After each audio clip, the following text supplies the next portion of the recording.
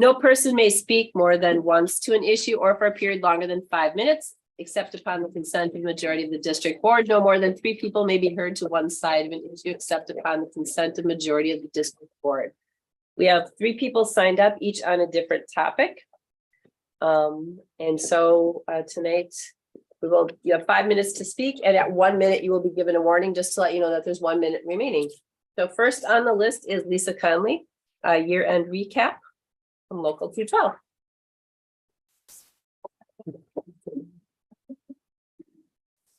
Welcome. Well, thank you. Good afternoon. To members of the MATC board, Dr. Martin, and my colleagues, thank you for your service to the college and to our students. To all my colleagues out there and our students, congrats on making it to the end of yet another semester. I'm Dr. Lisa Conley, a full-time STEM faculty member and the president of AFT Local 212, the union representing MATC's faculty and professional staff. I'm here today for my annual look back and recap to share 3 themes of concern that have repeatedly surfaced this semester: eroding trust and morale within those on the front lines and making it more difficult for MATC to reach its full potential. Number 1, poor communication at times, including lack of top-down message fidelity and conflicting messaging.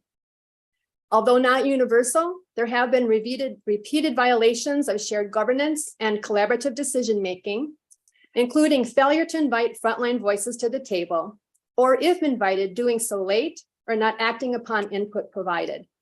This has resulted in shallow semblances of collaboration that give cover that faculty and staff were involved. Not providing data key to decision-making in a timely manner, hindering the ability of frontline employees to fully engage and contribute to problem solving. Abruptly and sometimes unilaterally making changes that affect our working conditions, our ability to support students, and even our terms of employment. And not valuing or asking questions of those who have historical knowledge, experience, and expertise. Collectively, these are among those leading to an overall feeling among many that everything that once made MATC a joyful and favored place to work is being eroded or taken away, making it more difficult to not only attract, but also retain the best, brightest, and most dedicated employees. Now, to address these, we recommend that the following be integrated as regular practice, including in training of new employees. Acknowledge and own mistakes without blaming others and circumstances, taking responsibility, leading and correcting errors, and preventing their reoccurrence. Encourage and welcome feedback, questions, issues ID, and new ideas so that the intellectual capital and professional expertise of your valuable workforce is fully realized. We all need to be part of the solution with frontline professionals at the table early and often. In fact, the Higher Learning Commission demands it.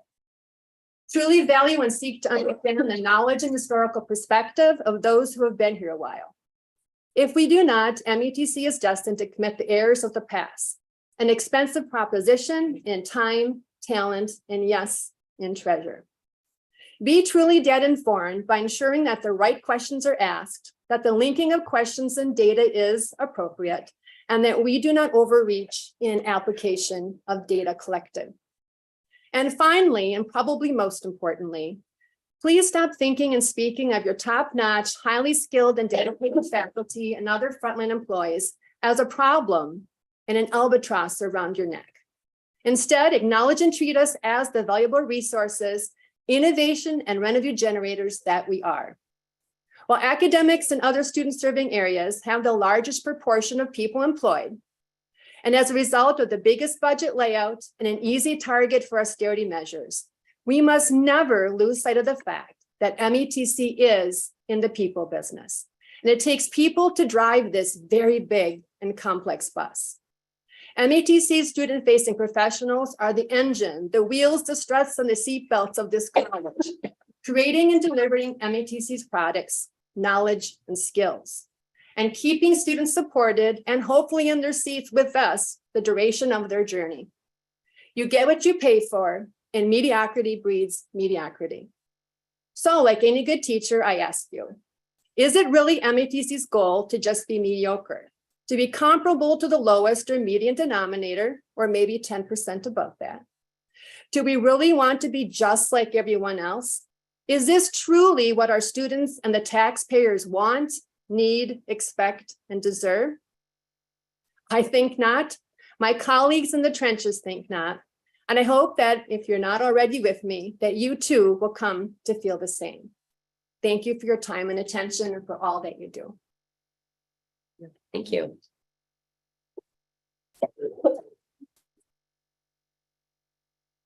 Next is Luz Sosa from Local 212 on part-time employee issues.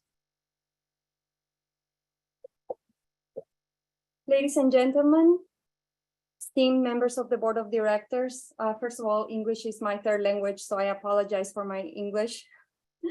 My name is Luz Sosa. I'm a part-time economics instructor, and I'm the Vice President of the part-time instructors of AFT Local 212, our union at MATC. I stand before you to address a matter of utmost importance and one that concerns the very core of our organization.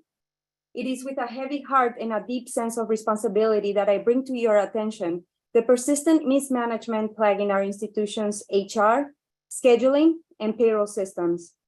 It is imperative that we take immediate and decisive action to rectify these critical issues that have had far-reaching implications on our operations and the well-being of our employees.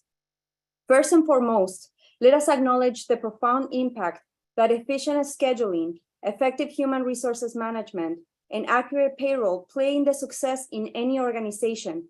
Our ability to streamline processes, allocate resources optimally, and nurture a productive and engaged workforce depends on these fundamental pillars. Unfortunately, in recent times, we have witnessed a series of lapses and oversights that have eroded the trust and confidence of both our employees and our stakeholders. There are dozens of documented cases since the beginning of the fall semester that I have started my position as a union rep, where teachers are underpaid, overpaid, or not paid at all. I can give and provide that information if needed. In regards to scheduling, it is evident that we have encountered significant difficulties in maintaining a harmonious balance between operational requirements and employees' well-being. Misaligned information, insufficient staffing, and poor communications have resulted in undue stress, decreased productivity, and a decline in morale among our workforce. This in turn has had a detrimental effect on student satisfaction, impacting our reputation and bottom line. An example of all of these have been the issues that we have encountered with the ESL department this year. Furthermore, our human resources function, which should serve as the cornerstone of organizational effectiveness, has faltered in its duty to nurture a supportive and inclusive workplace. Our employees are the backbone of this organization, and it is our responsibility to ensure their needs are met and their rights are protected. Unfortunately, recent incidents have highlighted a lack of effective HR practices within our organization. Employee grievances and concerns have gone unheard, leading to a growing sense of disillusionment and disengagement. The lack of proper talent management and professional development initiatives have hampered our ability to retain and attract top talent, putting us at a disadvantage in an increasingly competitive market. Just last week, after we tried to hire 2 part-time instructors for chemistry, the instructors were offered $23 an hour, which is a wage unheard of in our institution. They, of course, declined the offers. Lastly, the payroll system, which is the lifeblood of any organization, has suffered from inaccuracies and delays, leading to severe financial hardship for our employees. Timely and accurate compensation is not only a matter of fairness, but it's also a crucial factor in maintaining a motivated and loyal workforce. Our recent errors in this area have not only damaged trust and morale, but also exposed us to a legal and compliance risks. Most of these issues started when we moved away from the transparent, fair system of class and step and moved into a system that no one, not even payroll, seems to understand. I would like to take a moment to bring an additional matter to your attention, one that has been causing significant concern among our dedicated employees. It has come to our knowledge that our organization has chosen to withhold a cost of living adjustment, COLA, of 8% that was rightfully due to our hardworking staff. Since the system of step and class has been taken away, there has not been a wage increase or a cost of living adjustment, making our employees fall behind every single year. A COLA is a crucial measure to ensure that our employees' wages keep pace with the rising cost of living. It serves as a means to maintain their purchasing power and acknowledges the economic realities they face outside of the workplace. However, by refusing to grant the agreed upon COLA of 8%, we're inadvertently undervaluing the contributions and dedication of our workforce.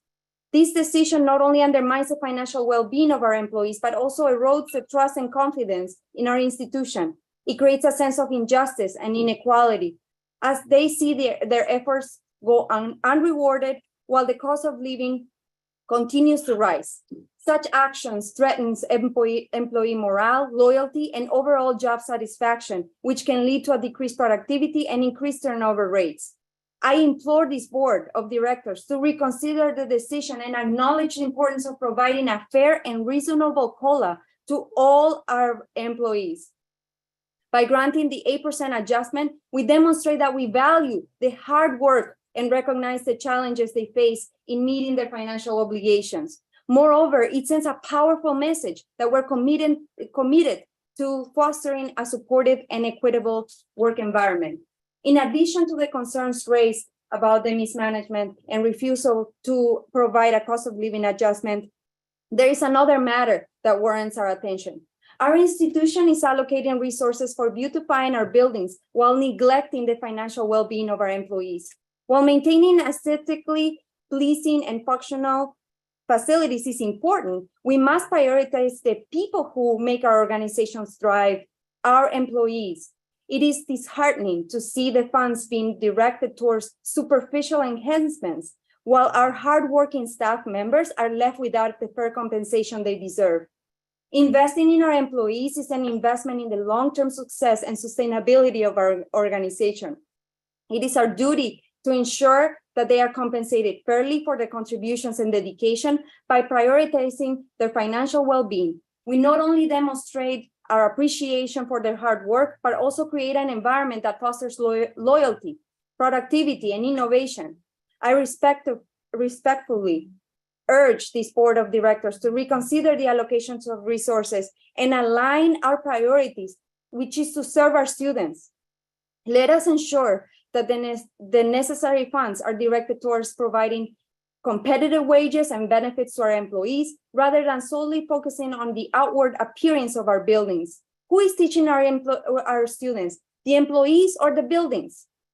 By doing so, we demonstrate that we value our employees as a foundation of our success and are committed to the professional and personal growth. It is crucial that we find a balance between investing in our physical infrastructure and investing in the livelihoods of those who are in power in our organization. Employee satisfaction, financial stability, and fair compensation should not be compromised or overshadowed by superficial enhancements. It is through the dedication and hard work of our employees that our organization can truly thrive. Last but not least, I would like to draw attention to a potential risk that arises from our current focus on increasing reserves at the expense of investing in our employees. This risk involves the potential reduction of funding from the state of Wisconsin. As you are aware, our organization relies on financial support from the state of Wisconsin to sustain our operations and fulfill our mission. However, by prioritizing the accumulation of reserves over investing in our employees, we may inadvertently send a message to the state and other funding sources that our organization does not require financial assistance. It is crucial to recognize that funding agencies and governing bodies value organizations that demonstrate a commitment to the well-being of their employees that serve the students. By neglecting to invest in our workforce, we may be perceived as placing undue emphasis on financial reserves rather than fulfilling our organizational goals and responsibilities. In 2013, the Wisconsin university system admitted to having $648 million in reserves, which outraged state legislators. and brought upon a cut of state funding. Is that what we want for MATC? Furthermore, the reduction of state funding not only hinders our ability to attract and retain top talent, but it also limits our capacity to deliver the quality services and programs that our stakeholders rely upon. It has the potential to undermine our organization's long-term sustainability and hinder our ability to meet the evolving needs of our community. I strongly urge this board of directors to consider the potential consequences of neglecting employee investment and the associated risks of reducing funding. Let us redirect our focus towards creating a work environment that fosters employee growth, satisfaction, and retention. By doing so, not only we enhance our organization's reputation, but also demonstrate to funding sources and governing bodies that we are committed to utilizing resources in a responsible and people-centric manner. Investing in our employees. You're like 3 minutes over, so I need you to wrap it up. I don't know how much more you have left, but can you just bring it to a close? We're like at 8 minutes right now. So thank you for your attention to these matters. And I trust that by shifting our focus towards investing in our employees, we can mitigate the risk associated with reduced funding and forge a path forward to sustainable growth and the success of our organization. Thank you very much. Thank you.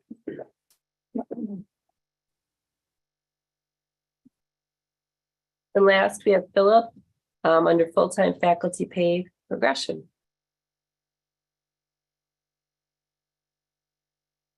Good evening, MATC board. My name is Phil Blayhoch. I'm a full-time faculty member in the lead pathway. I teach accounting, and I'm a proud third-generation MATC employee. I was hired here full-time in August 2019. When I was offered the position, I inquired about the salary range for it, and I was given the step-in-class schedule as a guide for my pay progression. Step-in-class was then eliminated in December. Since then, no one at MATC, my supervisor, or anyone in HR has been able to explain to me how my pay will increase or progress over the years that I work. In the 4 years that I've been here, I've completed my probationary period and have expected to receive the promised increases from the step-in-class schedule, yet I haven't received anything more than a negotiated raise for all faculty. When I decided to pursue my passion to teach here at MATC, I took a significant pay cut from what I was making as a certified public accountant. I was able to make this transition into teaching because I was able to plan ahead with my projected salary based on the pay structure and make decisions and adjust my family's finances accordingly. There was a known date how long that gap would last and would be covered. However, I've not received the compensation progression as explained to me at the time of my hire, which has caused significant financial sacrifices for my family. In this current system, or lack thereof, I've not been able to increase my salary the way my peers were able to and have been meaningfully less compensated than my peers. If MATC continues to not take action and resolve the pay progression for full-time faculty, I'm concerned that I'll never have the chance to be compensated in a manner that was described to me when I accepted my position. As an instructor in accounting, I know that this is not a commercially reasonable practice, and I'm concerned about the ability of the college to recruit and retain the quality and passionate faculty we have that have created our classroom environments and the expertise that our students need to thrive and that they deserve. I came here today to ask, is there a plan to address and rectify this? When will there be a full-time faculty pay progression schedule? Will MATC honor the pay progression that was promised to me at the time of my hire? If action is not taken soon, more and more faculty will be placed in a similar position as they complete their probationary periods without any increases. And more faculty may feel disheartened by their experience with the pay progression system and continue to feel not valued for their expertise and the experience they bring to the classroom. Thank you. Thank you. Thank you to all of our speakers for addressing the board and sharing your concerns. The board will not be responding to any of the matters in adherence to the state of Wisconsin open meetings law, which prevents a governmental body from discussing any specific item that was not publicly noticed on the agenda. I did want to let the board know that Director Foley had made a suggestion, which was a very good suggestion based on the statement that I just read, that sometimes there is a public comment that is on the agenda. And so we've added a column when people sign in to say if the item they're speaking to on public comment is on the agenda. So that allows us to actually discuss that comment later on in the agenda because it was on the agenda. And to sort of differentiate that, sometimes it's not clear based on the topic, if it's on the agenda. So there may be times in which a person signs up in which the agenda topic is there, and then we could discuss that public comment because it has been properly noticed. So thank you for that suggestion and update to our public comments. We will move on then to our approval of minutes. Do I have a motion to approve the minutes from our regular board meeting of April 25th, 2023? Motion to approve. Do I have a second? Second. Any discussion or corrections?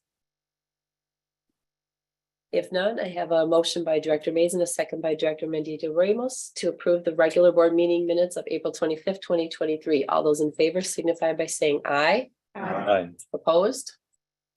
Okay, we will move on to the approval of consent agenda items. Do I have a motion for approval? I'll move approval of consent agenda items. Thank you, Director Baker. Is there a second? 3 seconds. Thank you. Director Burris? Any items that people would like to be discussed or put up? Yes.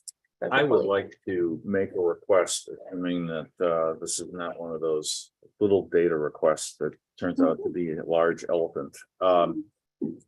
I have to admit that I'm not paid very close attention to line items in the list of bills paid, but was reminded recently of our duty to take a look at these. And I find that the way they are presented, which is in the order of the checks cut, is pretty much incomprehensible. So, for example, the same entity is paid 3 different amounts at 3 different times, and unless you happen to pick up on that, you can't really tell, are we spending what looks like an incorrect amount or an amount that's large enough that we ought to ask about it. I think if these were ordered by either alphabetically by payee. They are paid. Yeah, Well, in the second half of the report. I didn't realize the 2 halves are different. Okay. Another report that would be helpful would be to list them by size of expenditure. That would focus our attention a little more easily. I don't know if other people have other suggestions, but I found this difficult to use. There is, I think it's over 2,500 where it separates out, pulls all those out. Right, but there's a big difference between 2,500 Right. and $300,000 on some of these. So Yeah, no, so I guess my question was, is there alteration for that report? I don't know what the requirements are. If there is a requirement that we look at everything over a certain dollar amount, but I think as a practical matter, unless, it's the typical problem of, 50 checks for $9,999. That I don't think we would probably pay much attention to anything that is under $10,000. Just as a matter of time and efficacy, but that's my only comment. Okay, Director Baker. So I will say, I had the reason I blurted that out there is I had the exact same thing because I was trying to figure out how much we spend on one item. And I'm like flipping through until I got, so maybe if we put the alphabetized section first, it would make it easier since this is a report to the board at this point. That might make it easier for us if we're looking to see how a certain item has been spent. On the other item, I won't comment. I mean, I don't know exactly how to resolve that, to sort through what are the Do you want to bigger fish. an Excel format so you can sort it however you want versus in a Word doc? I'm okay just that the alphabetical comes before that. I think I'd be okay with just the alphabetical coming first, too. That would be helpful. Because I think we have to put it in the packet. So, I mean, if the, yeah, so Jeff, I'm guessing that's doable. So it's in check number order. So what was the recommendation is to put it alphabetically, is that By vendor. by vendor? By vendor. Yeah, you have both here. So it's just you have the check order first, which is sort of chronological, and then alphabetical. And what we're suggesting is to switch those to the way so that the alphabetical comes first, easier for us to sort. I Yeah. don't see any problem with that. Okay. Oh, Any I do other- have one other question Sure. about this. There are a number of entries in here where the description is RESD for encumbrances. Is there somebody who can tell me what that means? RESD. Yeah, so it might be reserved for encumbrances, but I don't know what reserved for encumbrances means, if that's what the abbreviation stands for. So I'm 1, 2, 3, 5, 6, 7, 8, 9, 10, about 11 Payables lines or down from the top on the first page is bulk company.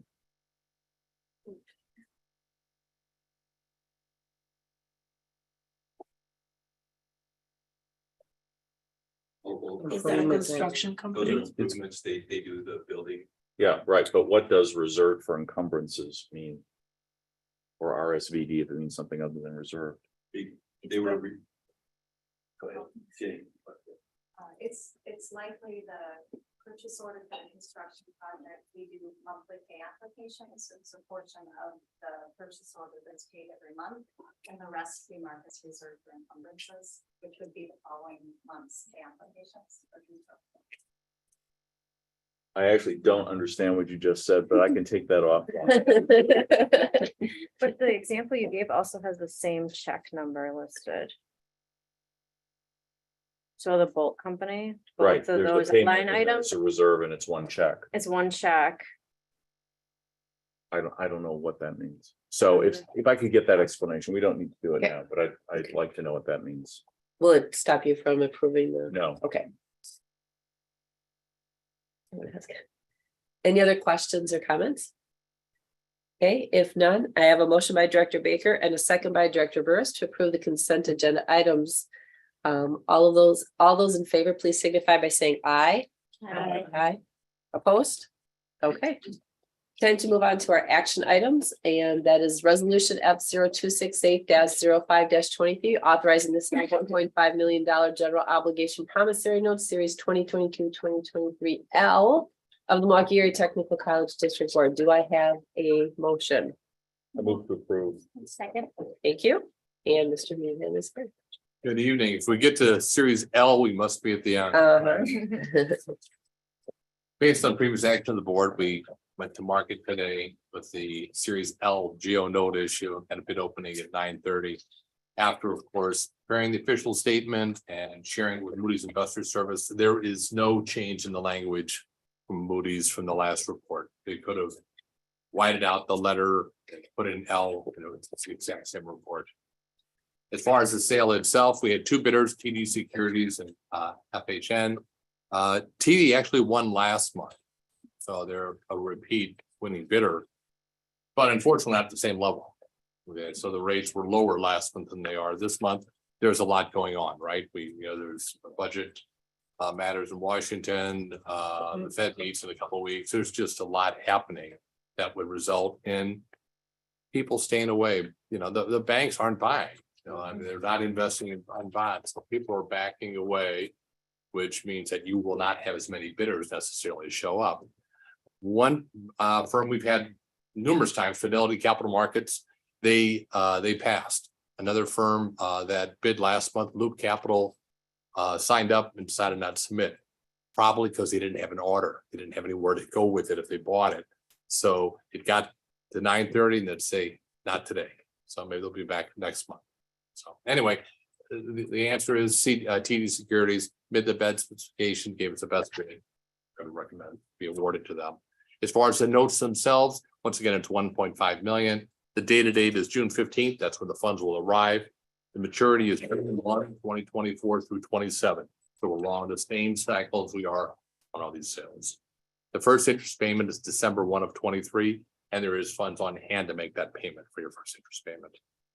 They're non-callable, and as I mentioned, the AA1 rating has been confirmed. The winning bidder true interest cost came in at 3.67%. The coupon rates are 5% top to bottom. And a lot of that is because the holders want coupon protection should they want to go into the secondary market in the future. So they want to be protected, be able to sell it. Gone are the days of 2%, 3% interest rates. We're not seeing those. As far as the overall plan, this is, as I mentioned, the last of the series of the 22-23 financing plan. And we are within the targeted revenue amount as far as budgeting purposes. We have the 23-24 plan, which we'll share with you next month, and that is going to assume a flat 5% for every sale for the year. So we're continuing that approach. At the very back of the report is the Moody's credit report, which, as I mentioned, mirrors the last one. What I just covered has been prepared, put into the resolution prepared by your bond counsel, and is on your agenda this evening. And so I'll be happy to answer the question. Director Foley. What do you think? And I guess this is a question for you institutionally. What do you think would be the impact on our next bond sale if there is a default at the federal level on June 1st? Well, there will be, there won't be a default, but if there were to be. Thank you for that assurance. Take it to the bank and see what they'll give you for Let it. me know how it goes. I would say that there's always a flight to quality. The AA1 is significant. And you stop and say Wisconsin credits are significant. Okay, so there's 16 technical colleges, 2 are AA2. About make up the number, 6 to 8 are in the AA1, and there's some that are the balance are AAA. So these are higher credits, therefore they're more attractive. In a stress time, you don't go to the lower credits no matter what the yield, you still go to the higher credits. People will still want to do investing, they'll still look at places to go. And MATC bonds are good bonds. Okay, thank you. Yes, Director. Has there ever been instances when we don't have any bidders? No, we were just talking about that on the way over. I remember one bidder, but I've never remember a case where we've only that no one was showing up. That's on my mind, but we haven't had that experience. We didn't jinx us for next month. Any other questions? Okay, we did have a motion by Director Foley and second by Director Mays for resolution F0268-05-23, which authorizes the sale of $1.5 million general obligation promissory notes series 2022-2023L. Beth, could you please take a roll call vote? Yes. Aye. Aye. Aye. Director Mendieta Ramos. Aye. Director Mays. Aye. Director Martin. Aye. Director Baker. Aye. Director Olson. Aye. Thank you. Next, we have our resolution F0269-05-23 authorizing the issuance of $1.5 million general obligation promissory series 2023-2024A. I'm gonna, oh, sorry. You know, of the Milwaukee Area Technical College District. I said I'm gonna go out on a limb and. Make that motion? Yeah. Okay. yeah, Thank you, Director move, Baker. Resolution 5B. Even after Director Mendita Rose put a little jinx on where that's going to go, right? You're right. And knowing what, I know. Yeah, knowing what's what happening there with is, yeah. bonds. Would someone like to second that Everywhere, and yes. join her? Second. Okay, thank you, Director Mays. Okay, we have a motion by Director Baker and a second by Director Mays for resolution F0269-05-23, which authorizes the issuance of $1.5 million general obligation promissory note series 2023-2024A. Beth, could you please take a roll call vote? Director Case. Aye. Director Diaz. Aye. Director Foley. Aye. Director Mendieta Ramos. Aye. Director Mays. Aye. Director Martin. Aye. Director Baker. Aye. Director Burris. Aye. Director Olson. Hi, Thank you very much. thank you. Item C then is approval of the budget and class 1 public hearing legal notice for fiscal year 24. Do I have a motion? Motion to approve. Okay. Second. Okay, thank you. And Jeff is going to be joining us. This is something that we see every year. It's the notice that will go in the newspaper to have our public hearing on June 20th. And it's, the numbers are different, obviously, each year, but you'll see at the top, you'll see the revenues and the expenditures for the general fund.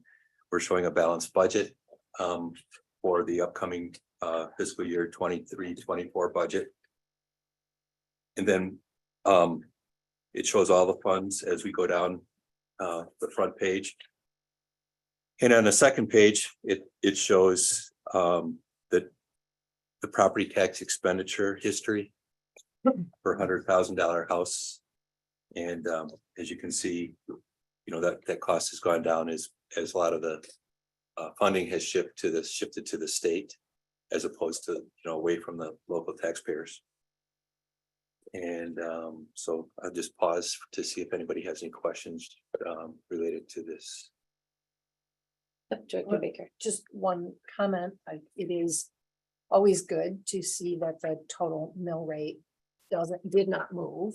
That's a good thing, did not go up, and that the impact on our taxpayers, $100,000 house is virtually flat from one year to the next. And so, And that's an estimate because we have to wait and see. And as you know, in October, we'll get and we'll amend to correct. And if there's changes. Why don't you complete that statement though, for purposes of the record and the broadcast? What happens in October? The Wisconsin Department of Revenue certifies the size of our district. And then we know how big our district has grown. Typically, and we'll receive, so we'll get a larger tax base. We call it net new construction. Historically is what we call that. So there's more taxpayers in the district who will, there's more property, net new construction. So they pay the same taxes as other taxpayers. So when that happens, the rates go down for the existing taxpayers because we have a larger base to tax across, so to speak. And typically, so last year we had about a $1.4 million increase as a result of net new construction. Thank you. And it's been around 1.4, 1.5. In this current year budget, we put in 1.5 million as an assumption. Yes. But that'll get Director trued up. O'Connor. Yeah, can you kind of explain $100,000 house, like that phraseology? It's Missing something? It's pretty common. So what they do is they say, the value of $100,000 home would pay this much money. Okay. So that's what they mean by a I just 100,000. wanted to make sure we weren't in the business of selling houses. No, that's so. and Okay. Yes, yes, Director and Baker. I apologize if I made that comment like too offhanded, but even if we look back 4 years, our impact, so somebody had $100,000 home, they were paying $122.56 to MATC. That was our part of their property tax bill. If they had a $200,000 home, it'd be twice that. If they had a $50,000 home, it'd be half that. And, we are now $32 less than that, even with increased expenses. And yes, part of that is the state and part of that is we run the college. Okay. Yeah, so. And the tax base is growing too, so that helps. Yeah. So I do have a point of clarification here. So last year, if those of you who are on the board remember, we held the public hearing, the budget meeting, all virtual. Part of it was because of the length of the meeting, which it tends to typically be short. And that's just where we were because of that amount of time. So one of the questions we were just talking about prior to this is that right now, the notice that we just took a motion on and a second, it has it in person, which I'm fine with. However, what I don't think would be good is that because people do have the option of joining meetings virtually, if all of a sudden everybody decided to do that night, because right now we don't necessarily have hey, only 4 can be in 5. So if all 9 people would say, hey, I'm going to choose to do Zoom that night, and then we actually had residents who showed up in person, and then nobody was here as a board member physically. So I wanted to bring that up as a point of conversation, that either people need to commit to being here in person, or we make an amendment to the motion and go to the way that we did it last year and do it via Zoom. So I wanted to bring that up right now, because I just don't think it's fair to the residents that they do have comments that there might, we don't right now have any requirement that people do or don't have to do that. And some people have last minute changes. So I think that we were talking about that might not be best to serving the public if that was something that occurred. Yes. Director. How was it done last year? Were people able to submit comments ahead of time? And were they said that this is the way that you can testify or give? Yeah, Beth, can you remind us how we did it last year? Because we publicized it by Zoom, and then I think people could, They could submit. they could submit in advance, or they could talk. Could attend by. I think everybody could attend and then do public comment. I don't know that we didn't have anybody, so it would be hard to, but they could, I think, speak there. What about previous years? Have we had people? Very Not necessarily. rarely. Before that, we were very sketchy with we were, Yeah, so pre-COVID, it was in person. right, people could phone in, and so that was a very not an unreliable way of doing it. And then COVID, and then last year we Right. said, hey, this is convenient for a lot of people to join the budget meeting, and since it tends to be a shorter meeting, some people's drive time was longer than the meeting sometimes. So I just wanted to bring that up. Since it is a motion that we have to post it in the newspaper. And if it says last year, we approved a notice that had the Zoom, it said via Zoom. So what we approved today is how we have to hold it. Is there any reason we can't hold it the same way we do these meetings and have people available through Zoom and also in person? No, my point is if all 9 of us randomly chose to go Zoom that day, and then there would not be a physical board member here, but there could be people in the audience.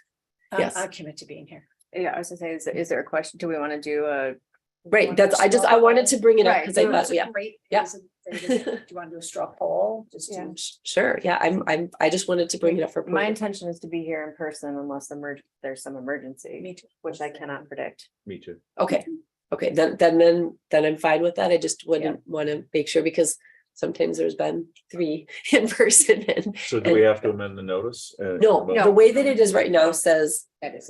that it's in person. I just didn't want to have like people come into an empty room. So we're good the way it is. I just wanted to bring it up. So the motion and the second are as it's printed in the packet, which is physically in person with this address stated. Any other questions for Jeff regarding the public notice? Because we have to approve it tonight so it can be published in the newspaper. Okay, so we did have a motion by Director Mays and a second by Director Foley to approve the budget in Class 1 public hearing legal notice for fiscal year 24. Beth, can you please do a roll call vote? Director Diaz. Aye. Director Foley. Aye. Director Mendieta-Ramos. Aye. Director May. Aye. Director Moore-Omokunde. Aye. Director Baker. Aye. Director Burrows. Aye. Case. Aye. Director Olson. Aye. Next, we have resolution F270-05-23 to revise the fiscal year 2021-2022 renovation remodeling capital projects. Do I have a motion? I move to approve. A second. Thank you. And we have 2 minutes, Jeff. Jenny wrote you guys all know that she's the Director of Construction Services and Sustainability.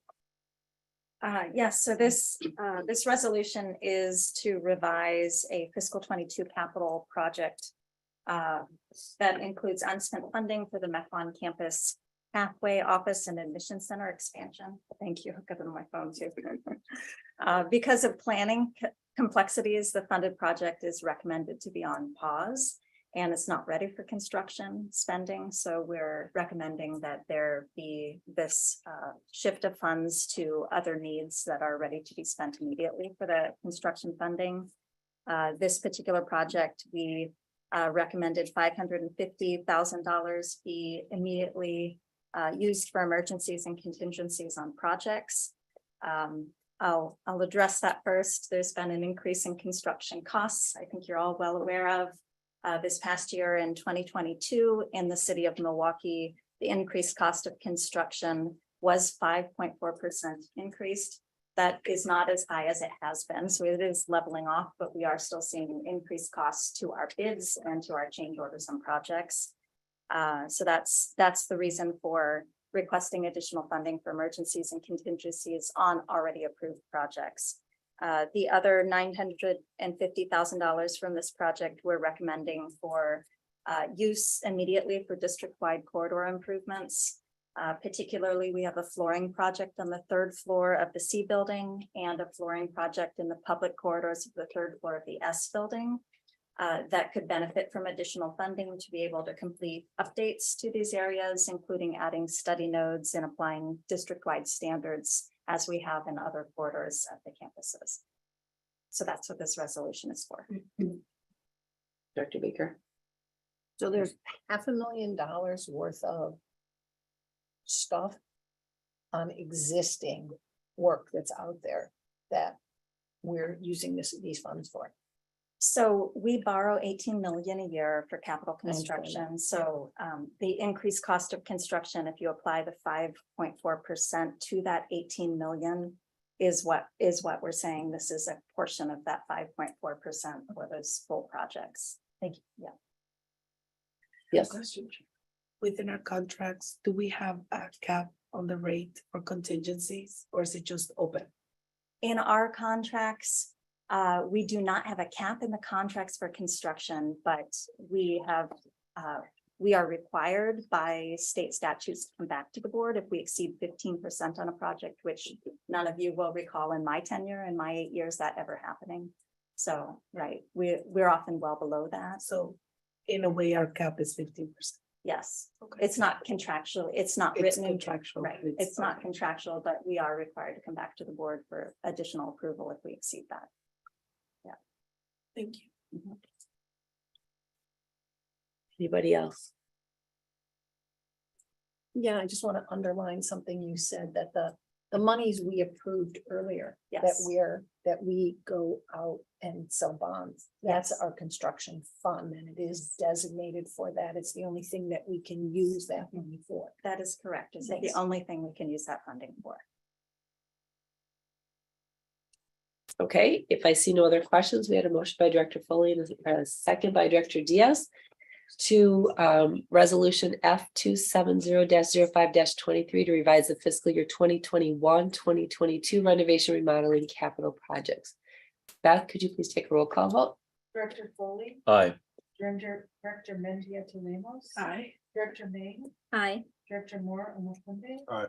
Director Baker, Aye. Director Burris, Aye. Director Case, Aye. Director Diaz. Aye. Director Olson. Aye.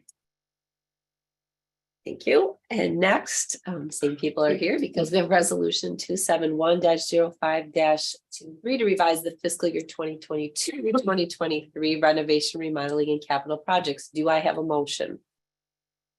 Motion to approve. A second? Second. Thank you. And I will let follow up go. So this is on our fiscal 23 list of approved current projects, and we have a project that is currently set at $900,000 of unspent funding for the Walker Square Heavy Plate Welding Lab. So because of labor and market changes, this funded project has been significantly reduced to include only 3 heavy plate welding booths that are needed in an existing lab. So the new additional lab is no longer needed. This project is no longer needed. So we are recommending funding be used immediately for emergencies and contingencies, as previously mentioned, to cover that 5.4% increase in construction that we have seen projects.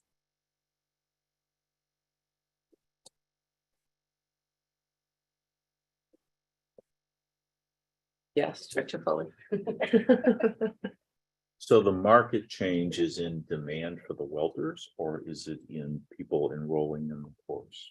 So I am not the one to answer the questions for the heavy plate welding lab and why that's not going forward. Dr. Martin, I don't know if you know more, if we need Mohammed this weekend. Laura Bray. Should speak to this more specifically. Mhm. Sure. So actually, it's the advanced training and the specialized training that's no longer it's not the actual welding itself. And we felt that we can train at least some of our students into and ease them into this market and so on. There was a higher demand than as we continue working with our employers, that demand then, was becoming. And they expect that to continue? That's true, and it's actually our partners who are educating us on the employment needs and the workforce. And we work with them as we see growth, we expand. As we see decline, we want to just make sure that were nimble enough to make these adjustments. Yes, Maybe Director just a Baker. little follow-up. So I know Komatsu just moved their facility where they do heavy plate welding. Like, I don't know, a half a mile maybe from our south campus, and I believe they also have some equipment that they're interested. I believe Dr. Martin's in contact with them about that. But that still hasn't affected this equation, or? They're the person or the people that we're working with. So They're Master guys. is our partner. Okay. So, yeah, so thanks for, highlighting that. Okay. Like I said, I mean, there was a time they felt that there is huge growth and they needed us to build this lab, and then after COVID, things have changed drastically. Okay. All right, thank you. Any other questions? Okay, if not, we had a motion by Director Mays and a second by Director Beniti Ramos for resolution 271-05-23 to revise the fiscal year 2022-2023 renovation, remodeling and capital project. Beth, can we have a roll call vote, please? Director Mendia Ramos. Aye. Director Mays. Aye. Director Moore and Elizabeth. Aye. Director Baker. Aye. Director Burris. Aye. Director Page. Aye. Director Diaz. Aye. Director Foley. Aye. Director Olson. Aye. Thank you both. We are now ready to move on to the policy reviews. And we have had a task force that's been very busy working on these, so I know that legal counsel will be sharing out with them, and is that what's in our binder too? Okay, so we have a binder in addition to everything else, so. They're binding policies. I guess, so not just handout, but. Sorry. So. I don't know, Denise, if you're kicking it off or who's kicking it off. I'll be very brief, but Policy Task Force Committee has met a number of times to revise the policies. Everything is in front of you in the binder. We have one new policy that we've added, and a lot of them have been grammatical consistency that we've made changes to, and remove references to gender language as much as possible, capitalization. So just take a minute to review them. This is obviously the first read and the first time that we're presenting to you our newest policy, like I mentioned before, and we added one, and that's conflict of interest for the board of directors. So that's one that we want to direct your attention to. That's your tab number 6.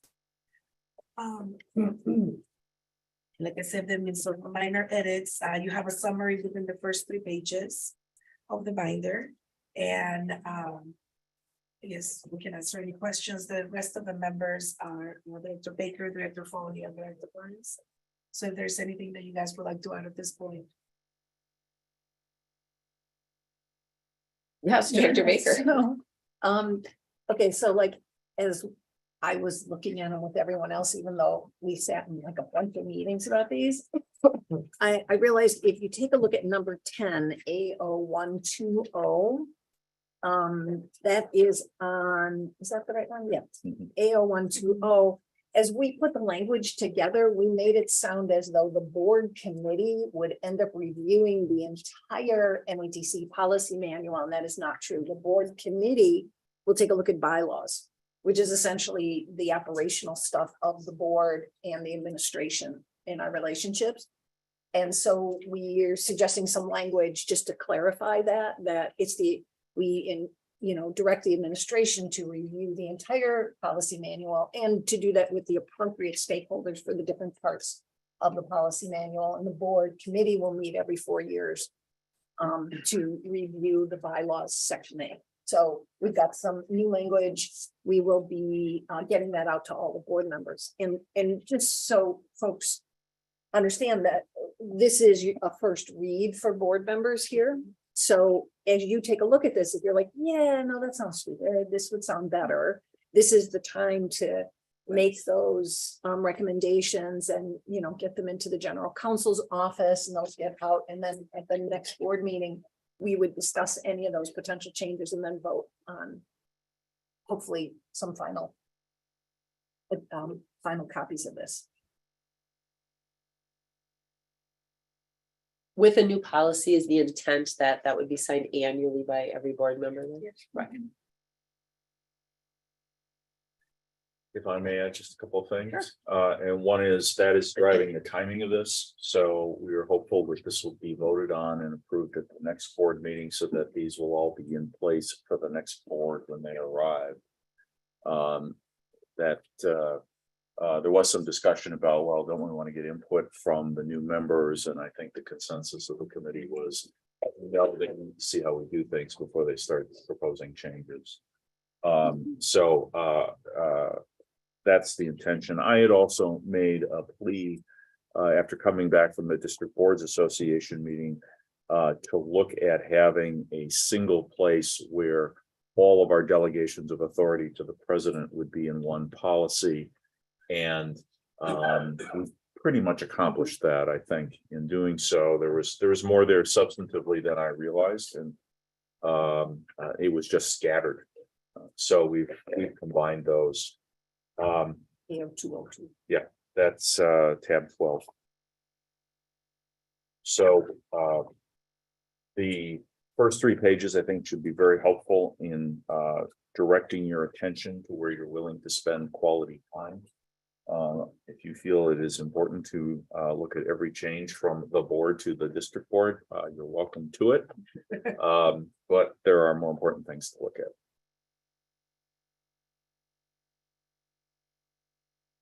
On behalf of the board, I would like to thank you for taking this on. I know it was a project that we decided to do because we were back and forth, and I think because it hasn't, but I think it's just one of those activities that by doing it, it reinforces some things, it reminds you some things, it's a good activity to do. So I appreciate the time that all of you did, because I knew that it was several meetings. So I appreciate that time that you did to invest into this. I think that it's good. And I appreciate the idea that it's better to have it in place for the new board members when they started out, so that, and to make sure that that's part of that orientation process too. So thank you.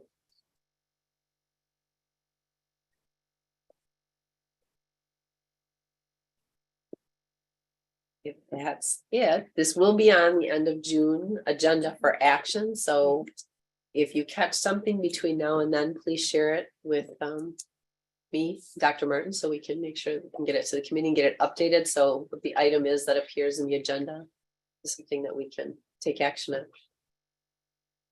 Okay. We will then move on to the report section of the agenda, starting with the chair's report. So on behalf of the board, our sincere congratulations to the MATC graduating class of 2023. Directors Baker and Moore and Mukunde were in attendance at Sunday's commencement. It was my plans to be there. I was not even in this good of a shape on Sunday, so I apologize for that and missed that. But would either of you like to comment on that? Sure. I just wanted to let the world know that I'm not an attorney, not a lawyer, even though I had on the purple. It was actually Director Foley, and it was thrown on me. And I don't know in the world of lawyering how that works. I don't know if I get taken out to the woodshed. Maybe a capital offense, but I'll taken out, and because when I was younger, there was this thing we called false flagging. If you did it, if you wore 2 different things together, you got talked about. And so, but it was great. I had 2 people that I knew personally that I was able to hand them their diplomas. One of them was my cousin, and I told her that I might be the one that handed it to her, and I was, and took my selfie, etc. It was a great experience to see people charged about the things that they want to do, and people who put time and effort into making sure that they had an opportunity to do those things, and just to see the number of myriad concentrations that we have in the college, and some of the things that people are interested in doing, they are better suited to do them here than at other institutions, and for people to recognize that and say, I went to MATC specifically for this, as opposed to somewhere else because MATC was the right place to do it at. And I really appreciated that experience. I plan to do it again. I plan to not sit directly behind the podium this time where everybody can see every facial feature that I have. But other than that, And live on the, right, not just there, but like live big. Yes. Thank you, Madam Chair. Sure, thanks. Dr. Baker. I anything? second all of that, Okay. except my cousin wasn't there. Okay. And it is, I love MATC graduations, and plus there's so much joy in the room. It's just, from families and fellow students. I mean, there is just such a celebration going on, and I had the very good fortune of sitting next to the student ambassador from one of the diploma programs. Fascinating, who I know was interviewed by Fox 6. And so I don't know if that's played yet. Not yet. Okay. And so hopefully that link will be sent to us when it is. She had a fascinating life story and was leaving the stage to go sort of tell her success story on Fox. Good. And Thank they you. spent a lot of time on their shoes too. Oh, yeah. We did. Yes, we liked watching the shoes in the December graduation. That was one of our fascinations too. Oh, yeah, we have awards that went out. Yes, yeah, we sort of did that too, so. We received only 3 board self-evaluation survey responses, so doing your math, that's only a third. We're gonna move our discussion of those to our results in June. So if you need that link again, or you haven't done that, please complete that. Beth can get you that link if you can't find it. Registration for the summer Wisconsin Technical College District Boards Association meeting is at Fox Valley Tech, and it is now open. It's in July 21st, and the in-service is on understanding data for effective board decision-making and monitoring. That sounds like a good one. At least I would think it is. So if you are interested, please contact Beth so she can get you registered for that. We talked about this earlier, but on June 20th at 4 o'clock, we will hold a public hearing on the budget in this room. And so this meeting provides the public with the opportunity to speak to the board regarding the proposed fiscal year 2023-2024 budget. And that concludes my report. Next is the president's report. Okay, well, thank you, and good evening, everyone. I had a really fun event that I was able to attend at the Berner Botanical Gardens Arbor Day event on April 29th. We had second graders from Hales Corner Elementary, and I got to tell a couple jokes, and the students actually were able to answer them, except they didn't know what the internet was, which I thought was interesting. But then I said, "Oh, how many of you have phones?" I go, "Or I mean, your parents?" No, they all had phones, so they all raised their hands. I'm just amazed.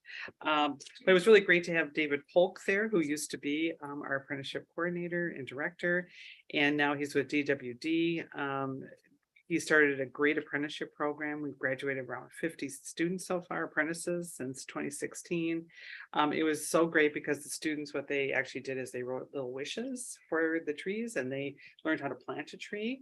But of course, the students were more interested in the worms that were in the ground than they were about actually learning how to plant a tree, but it was fun. And then they got to see our students in action cutting down a tree branch. So it was really a fun, great event for the day. And speaking of apprentices, the college graduated 250 apprentices this year on April 26th. And we held our apprenticeship banquet, first time ever at Bucyrus Erie Museum, which I thought was great sight. And we recognized graduates from 21 of our apprenticeship programs. I was joined by Director Case, and I don't know if you want to have any comments you'd like to make about that particular event. Sure. It was very nice to be able to come back in person. It was the first time at that museum. If you've not been there, I would recommend it. It's great. They've got a lot of history, and they have retirees that will walk you through what their jobs were. So it's actually very fun. A cute little event or space. And it was nice to be able to connect with everybody and see everybody in person. So it's really great. Let me just add to that, some of you know, I worked for Bucyrus area between college and law school, and I was the person who was responsible for keeping all of those Panama Canal glass negatives alive, and the various pictures of the longest line on earth, which is what all their equipment lined up in a row would look like, and various other things. They've always been really, really deep into their own history. It's a lot of fun. Thank you for that. That's really great. As Tara Olson mentioned, we had our spring commencement with, we had graduated 1,300 of our students. I think we had about it seemed like 800 students there. And yeah, Yeah, you didn't have to shake their hands, but you certainly had to hand it out. Our keynote speaker was excellent. Students were really appreciative of our speaker. And if you missed the ceremony, it's going to be broadcast at 9 a.m. Saturday, June 17th on Milwaukee PBS channel 10.1. This time of year, we also get to experience a lot of different events that our students have been successful at. So for example, at the end of the year, the students go through a dental pinning ceremony where the dental hygiene students receive their pins, which just really shows they've completed their studies. But I have to say they were it was a little tense because they still had a lot to finish up in the last 2 weeks. So, but it was a great event. Their families were there and the faculty, I really congratulated them. It was a great ceremony. We also on May 16th had graduation for our registered nursing degree students and practical nursing technical diploma students who received their PINs, signifying that they had completed their studies. And Dr. Dockberg was there to deliver the address.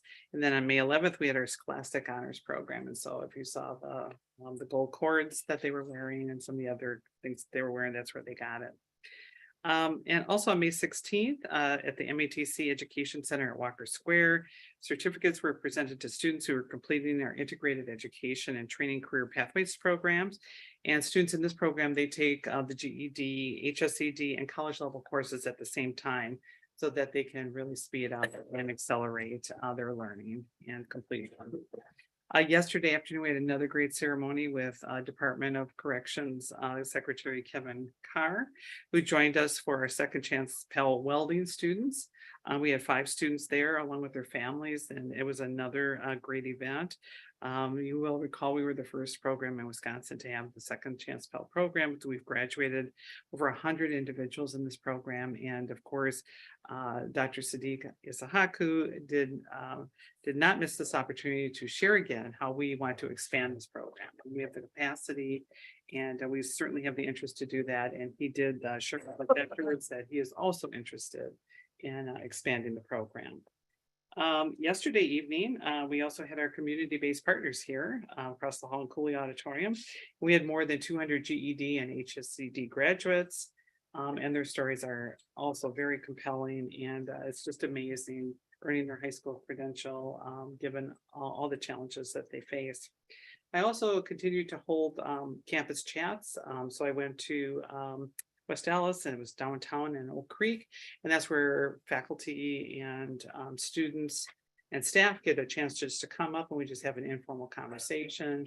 And so it's always good to hear directly from the people in terms of what exactly are their issues and what can we do about that.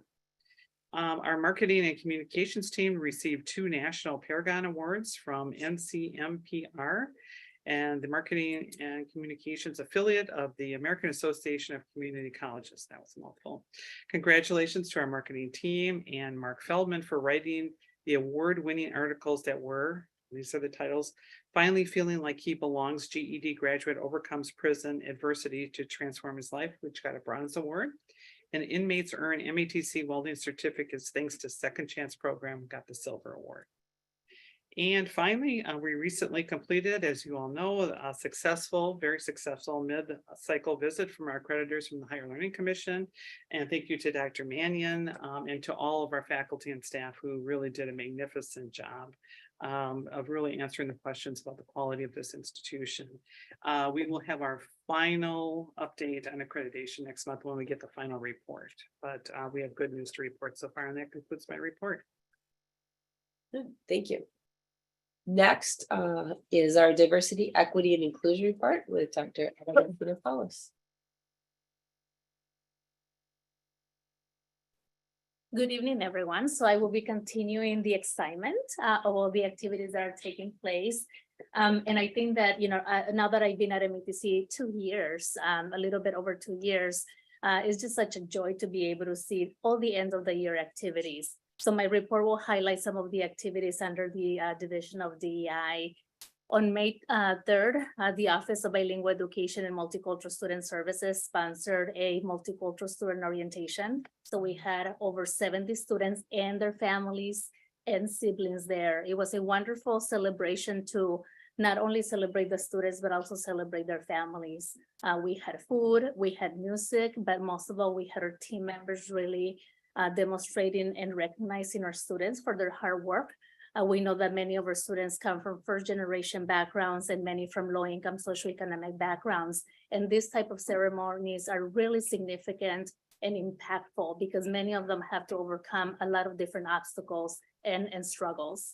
On May 4th, 2023, the Asian Affinity Group also sponsored a great event for Asian American and Pacific Islander Month, and they brought over 200 students from the Monk Peace Academy. Again, another great event to not only bringing students to our campus, but also build community, a sense of belongingness for employee affinity groups at MATC. On May 5th, the Office of Recruitment and the Office of Diversity, Equity, and Inclusion and others partner with 4 other institutions around the region to bring over 150 students to MATC, Hispanic students to MATC. They were able to tour MATC, listen to keynote speakers, and also attend workshops associated with MATC's program. This is an event that typically takes place around the region, and this year was MATC's turn to host those students here. It was a wonderful event of not only learning, but then also demonstrating and showcasing our programs at MATC. This past year, the DEI committee sponsored over 20 educational programs under the leadership of Dr. Zach Shinda, and we will continue to sponsor programs dedicated to highlighting inequities in higher education, but then also ways to overcome those inequities and building and removing barriers for our students in the classroom and outside of the classroom. We are also going to be hosting a first ever HSI committee retreat this summer to be able to reset and really engage our committee in moving the needle for next year and really focusing on the Hispanic student retention and persistence at MATC. So that's going to be one of the goals for next year for the committee.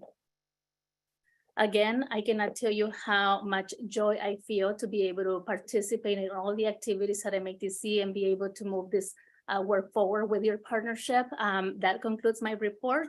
Thank you so much, and I welcome any questions. Director Foley. Is there one group that seems to be having the either the greatest impact, that is increase, or just the highest percentage of success in retention? For students, yeah, we know that when it comes to student retention, or white and Asian students tend to have higher retention rates than other student populations. Okay, I'm asking a little different question. Okay. Okay. I'm not asking in the absolute sense, I'm asking in the relative sense. So I'm going to make this up now because I don't know what the facts are, but let's suppose that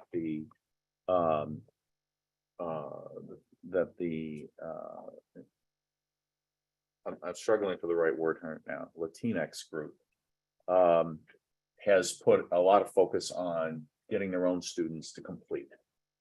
I'm making that up. I don't know if they are not, but maybe multiple groups are. What I'm looking for is the success story. Is there any group that you can identify that is doing a better job of increasing the rate of retention and completion than, say, our average or than other groups? What is it that they're doing? That's what I'm looking for. There may not be an answer to this question. Actually, there are a lot of really great stories, and I actually will tie it back to the Hispanic Latinx student organization and also the Latinx community at MATC. For example, in the last year, the LU Latinx Student Unidos organization has actually grown to be one of the largest student organizations at MATC with 66 active members.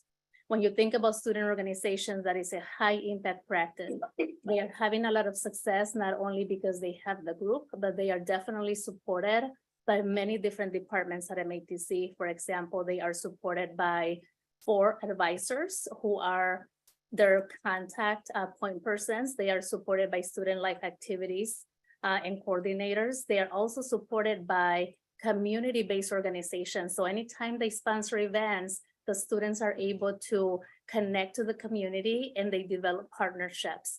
Also, they are supported by the Office of DEI. That is one key example of how a student organization is really making the difference. And it's not just for the sake of having events, but it's really for building that sense of belonging that is really tied to supporting the retention piece and persistence. I can also tell you that the Men of Color initiative is having great success with our men of color, particularly with the African-American man. They have events throughout the year. They have 2 full-time coordinators dedicated to that cohort. So those are 2 key critical examples. There are a lot more examples as well. Our Asian Affinity Group was able to reestablish the Asian student organizations this past year, which is really critical. And right now we are in the process, the Office of DEI, of assisting with creating a gender inclusive student organization at MATC. One of the biggest things for student retention and success is their connection to student organizations. And as you recall, when you went to college and if you were involved in those student organizations, they were really critical to the holistic academic success and also development as a human being. That's where the Office of DEI is also placing its focus, making sure that we are supporting student orgs, that yes, we're supporting employees, but also student organizations. So those are a few examples. I can tell you there are a lot more. Yeah. Thank you.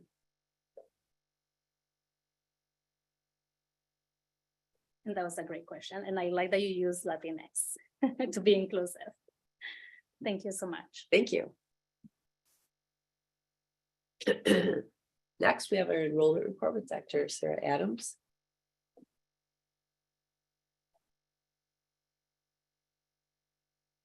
Good evening to everyone.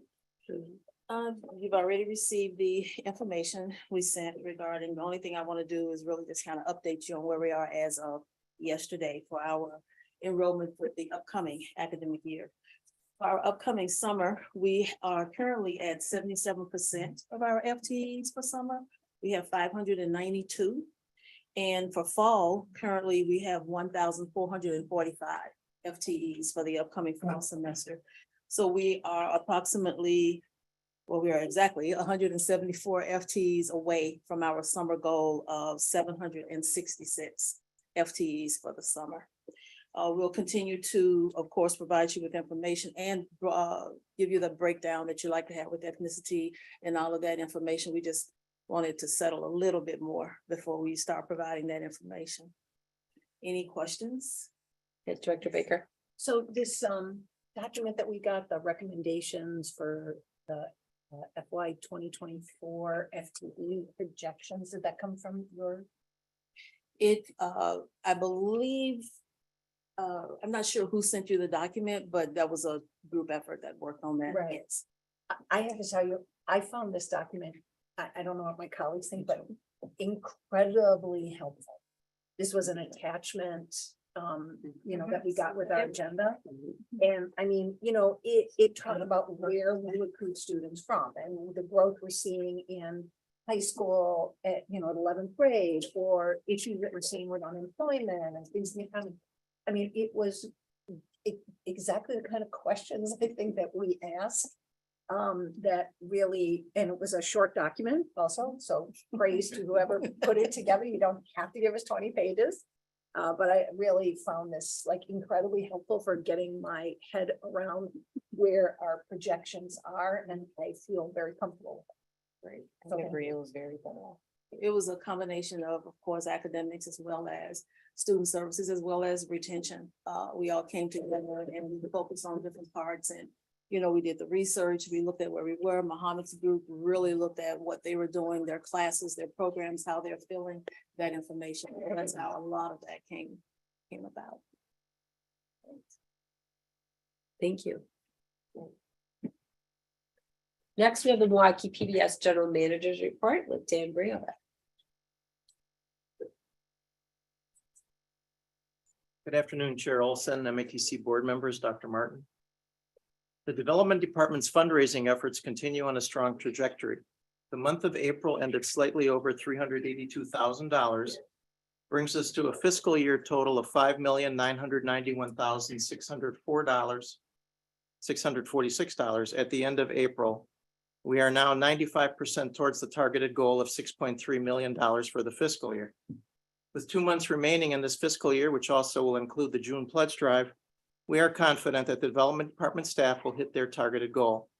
Also, during the last month, some $675,000 have been pledged by individuals who are using that free will software.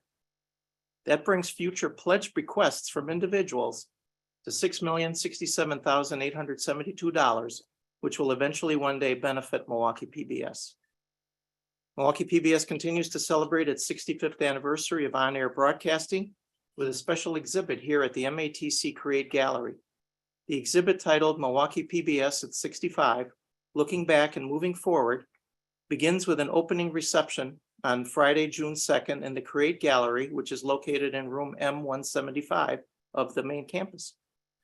Those attending will get a chance to see how Milwaukee PBS has evolved over its 65-year history and to celebrate the future to come.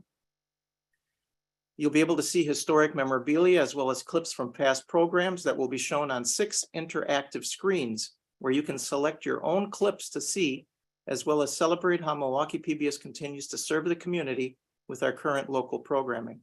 This exhibit will normally be open 10 a.m. to 4 p.m. weekdays through September 1st.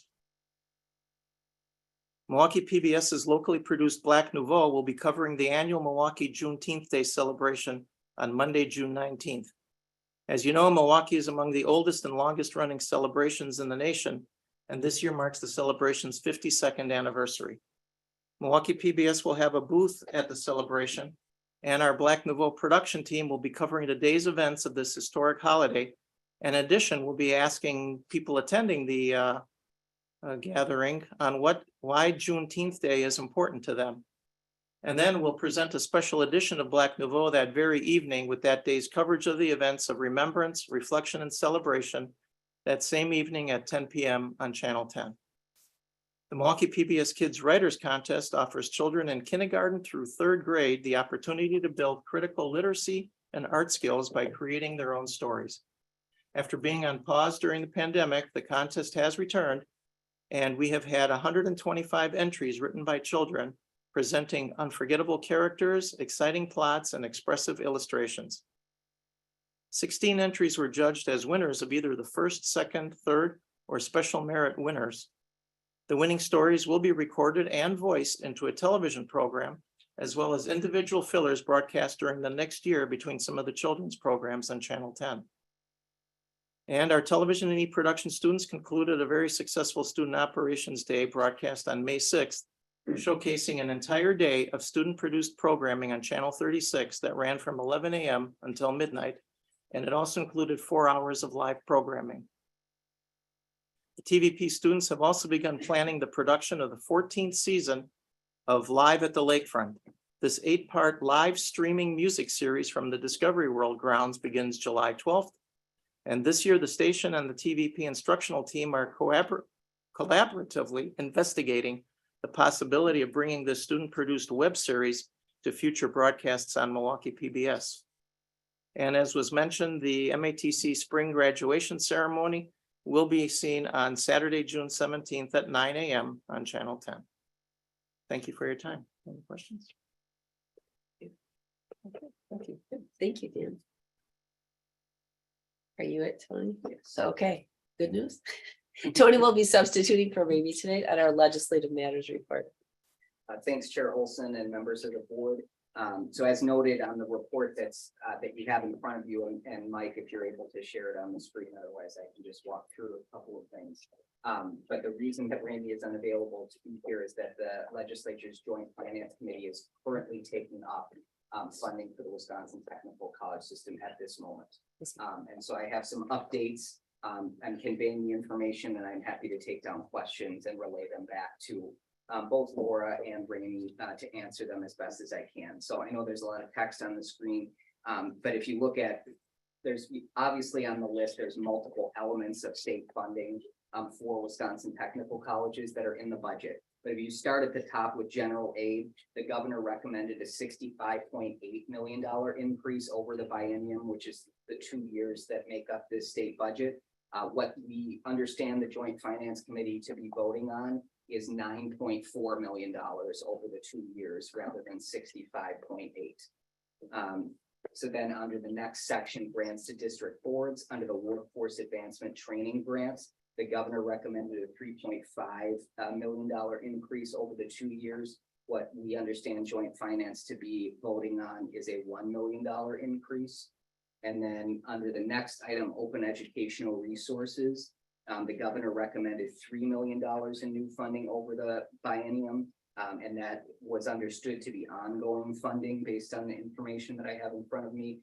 What we understand joint finance to be voting on is $3 million, but if it would be one-time funding over the course of the biennium rather than a new ongoing source of revenue. So obviously there are other things on there. These are the pieces that we have right now from staying in touch with Ramey in Madison. Again, they're taking up this as we speak, as we understand it. And so this is just the limited information that we can convey right now, but I know that Ramey is intending to give a written update following tonight's actions from the Joint Finance Committee. So again, those items I mentioned are what we understand Joint Finance to be voting on, what was put forth for that committee, not necessarily what that the votes, at least the information I have in front of me, hadn't yet happened. And again, I'm happy to take questions down and bring them back to our team. Director Foley. What's the next step at the legislative level after this committee meeting, and when does it occur? I will double check and answer that. My understanding is that when Joint Finance puts something forth, then the houses of the legislature have to vote then based on that, but I will get a detailed answer for you. Okay, and I'd also like to know if there are going to be any other public hearings before that vote takes place. Thank you.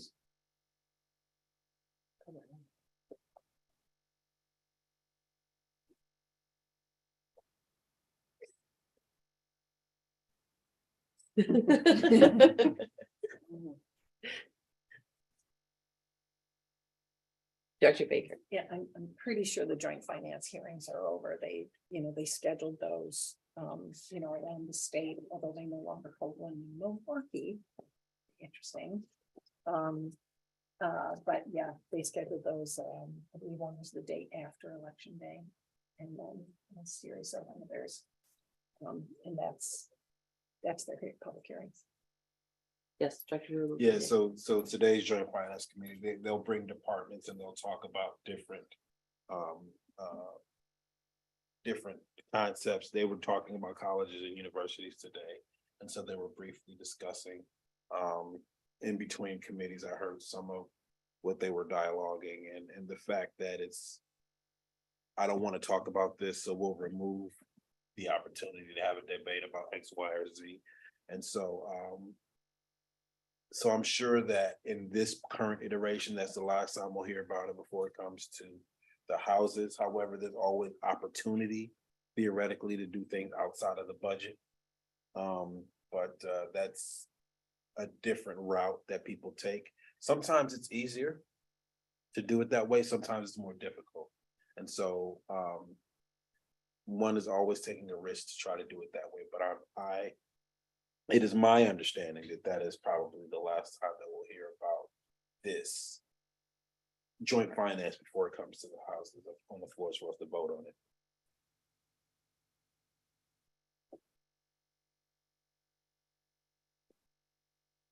Anybody else? Questions for Tony to forward on? Okay, thank you for providing that, giving us up to the minute updates, even though they were not what we wanted to hear. We will not kill the messenger in that case. Next, we have some quarterly reports. These are not our monthly ones. And so the first one is our advisory audit report, and I'm going to call on Director Mays for that. Thank you. The advisory audit committee met on Thursday, May 11th. Mr. Paul France, partner at Baker Tilly, provided a verbal update on the upcoming audit at MATC. The scope will be the same as the prior year, with a financial audit and the state single audit being concluded, as well as review of MPBS compliance. Previous audits resulted in unmodified opinions, which is the best it can be received. And based on preliminary discussions, they would expect that again in 2023. So preliminary field work begins in June and the final field work is planned for the second week of September, with results to be reported to the committee and the district board in November.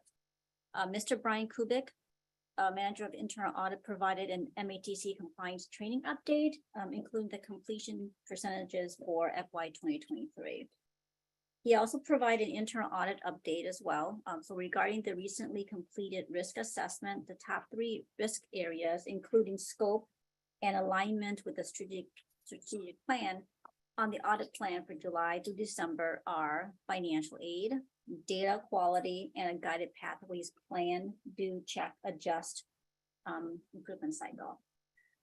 He also walked the committee through the audit plan for FY 2023, the audit follow-up report, and the committee's charter compliance self-assessment for FY 2023, which we met all the items. Finally, he shared information on artificial intelligence, specifically discussing some of the potential risks and rewards that all colleges should be preparing for in their planning. And that concludes my advisory audit committee update. Thank you. Any questions? Any questions? Yeah. Okay. Like artificial intelligence in the audit report. Yeah. Yes, we're looking to that. That's kind of scary. Okay. Our next quarterly report is the quarterly OPEB and FCCC trust report, and we're calling Jeff Hollow for that. You should have this report.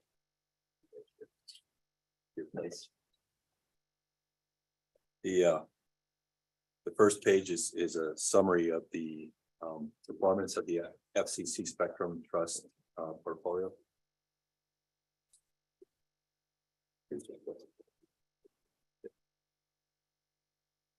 And you can see last week we met. What's a little concerning to me is the performance was slightly below the benchmarks, the blended benchmarks, but this is a period of high volatility. But the performance, as you can see, the 1 quarter, the 1 year and the 3 years, and even since inception are slightly below the blended benchmark.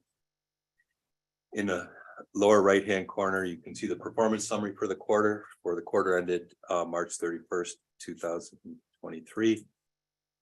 At the beginning of the quarter, we had $94.9 million. And it improved to $98.9 million. The yesterday's close, the balance of this trust was $99,176,958. So one of my concerns, and one of the things that we'll be talking to PFM, our investment advisors, is to understand, is it only volatility that caused the blended benchmarks to outperform our advisors? So that's something that we'll have to address. And I'll pause to see if anybody has any questions, comments related to Spectrum Trust. Yes. Can you repeat that closing, yesterday's closing number? Yesterday's closing, $99,176,958.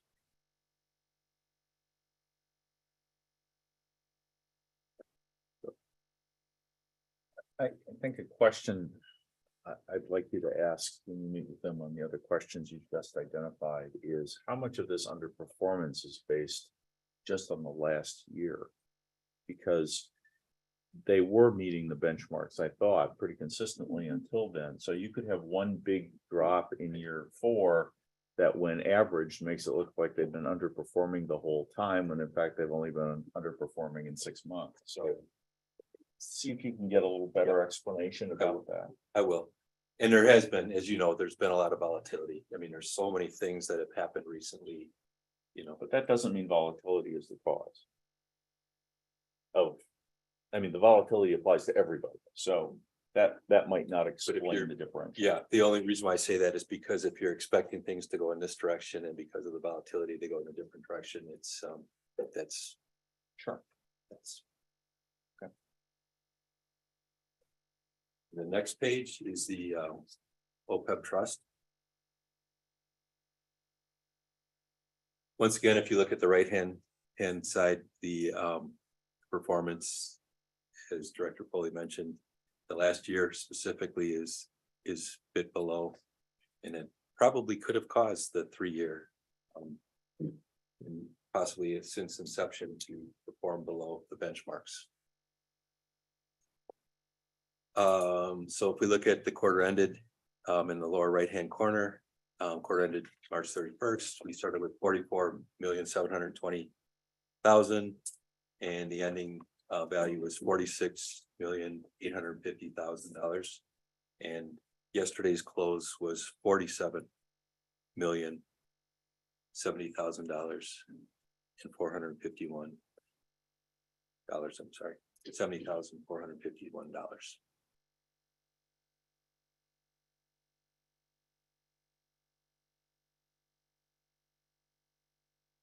Any questions?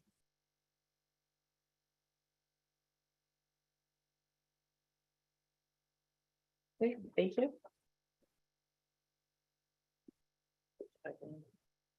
And our quarterly reports, and we're moving on to the board monitoring section of the agenda. The first is the teaching and learning initiatives at your desk, but in front of you, you should have copies of the slides that were given in advance for the teaching and learning from Dr. Ashlock.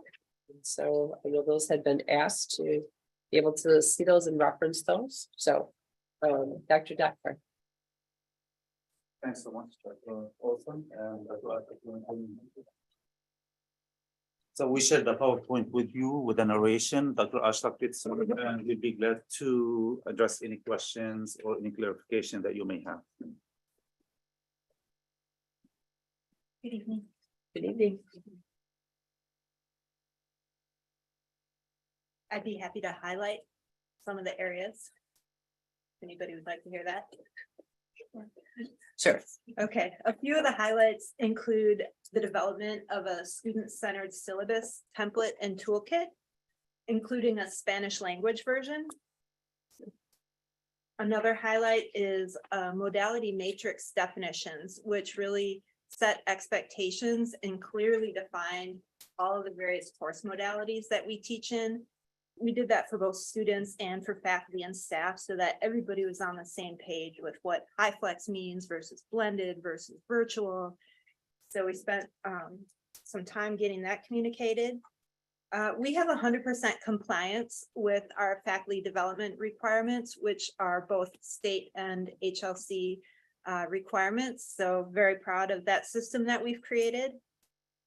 And we also, we're talking about teaching and learning in general. We're on our second year of using a faculty governance system called the Learn Pillar Integration Committee. And I also brought my colleague, Tracy Clark is here as one of our leaders. There she is. In a lot of these efforts, she's an English faculty. This structure has led to 72 volunteers this past year, 74% of which are faculty. And they all promoted high quality student-centered initiatives across our Learn Pillar. So those are just a few highlights. Could you give us an example of one of those? What are these projects? What do they mean? Sure. So one of them was that modality matrix. So we recognize that our students are coming into courses not really understanding what they signed up for in terms of like HighFlex, blended, online. And so we wanted to, our faculty wanted to make sure that they understood expectations and that students understood expectations at the time of registration. So we worked to get that out on the MATC website to make sure our advisors and our career counselors all had that same understanding. Okay, great. Thank you. Can you speak a little bit more about the student-centered syllabus and kind of what that entails? Yeah, so that was part of our Achieving the Dream goals. And if you guys haven't heard a lot about that, it's been a network we've been involved in for a few years. They have a great teaching and learning component. And so we did a lot of research and gathered best practices from really across the nation, but even from within our WTCS system itself. And it was really about changing the point of view from the syllabus being a contract between the student and the faculty to being a co-created collaborative document that helps them create the environment that they want to learn in together. And so it's centered the syllabus around. So it starts with not just, okay, course description, 3 credits, prereqs, but this is what you as the student are expected to bring to the classroom. This is what I as a teacher will bring to the classroom. This is what we're going to decide together that our classroom environment is going to be like. So it really kind of changes the whole attitude of like, first day, we're doing this together. And has it been able to be tested in any way? Yeah, we've done some different tests. We've had some different focus groups. I'd say, not everybody's comfortable doing this right away, right? So some teachers are a lot more comfortable having these conversations and working with their students in this way. But some of the feedback that we've heard from the students is, they just feel so respected and that they're really, adults in a learning classroom together. And what considerations does it take, or is it like culturally reflective of other kinds of traditions that may not specifically, you don't specifically think that they would be brought into a classroom? Or sometimes we have places where we want to push those things out of the classroom and say, just bring X, Y, and Z and leave everything else at home. Is there room for folks to bring in those different cultural nuances? I think so. So students could, make a cell phone policy together that they decide is going to work for them. So if they know, they're a working parent, a kid might reach out to them, they might have to take care of it. Together they're going to say, hey, we recognize we might get important messages. So let's decide we're going to step out in the hall and take the call when we need to, and that we're okay with that. Let me add, that's actually one of the key components on the cultural sensitivity and really educating our faculty on what that means in practice. It's not only on the syllabus. And there was a lot of training. There was a toolkit along with this. So there was a lot of investment in the course syllabus in this regard. Okay. Great. Thank you.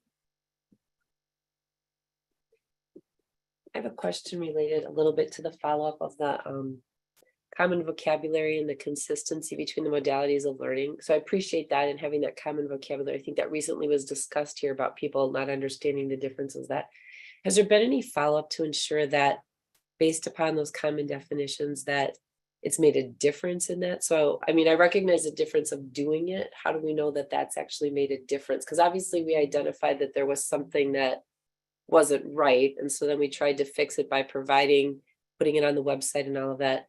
How do we circle back to see if that made any difference in having that common understanding of that? That's a good question. The one thing that I've noticed is just the actual scheduling that's done by our lead faculty is they're much more accurate in what they're requesting because they really understand, the different expectations. And so I feel like, that's improved.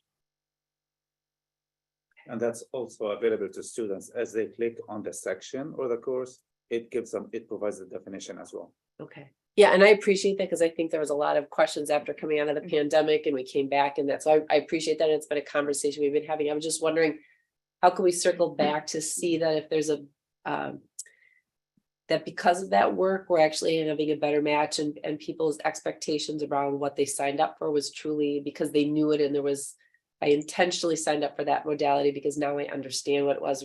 Rather than I think we heard from a couple people saying, well, I was confused. I thought that meant this or whatever. So I was just curious on that. So I get the anecdotal things and they're there. I'm just wondering if there was some way of asking students like, are you clear on what all the modalities are or just something like that to actually get some feedback. I'm a data person and I like to just circle back to like, I believe that it's making a difference, but if there's a way to just sort of verify that. Do we do, so I know a million years ago when I was in college, at the end of each class, we had to do a survey. And like answer, a course survey, is it possible to put a? Yeah, just something like that, like question I was clear on the modality of Right. this course and it met my expectations as described to me or something like Right, that. Just right, like, cause I think Not that would talking be a good whole data different point thing, to but use. something that's And simple. that- Yeah. Exactly what Dr. Pace, Yeah. we can include this in the Yeah. course survey. And when you ask that question, please don't use the word modality. I Yeah. think, well, do you know what modality means? I do know. but I- Survey, you can ask that first, and then depending on the answer, then Yeah. you can ask the second follow-up question. Got it. Yes, on That's the great, that's on the survey. website, it is course type.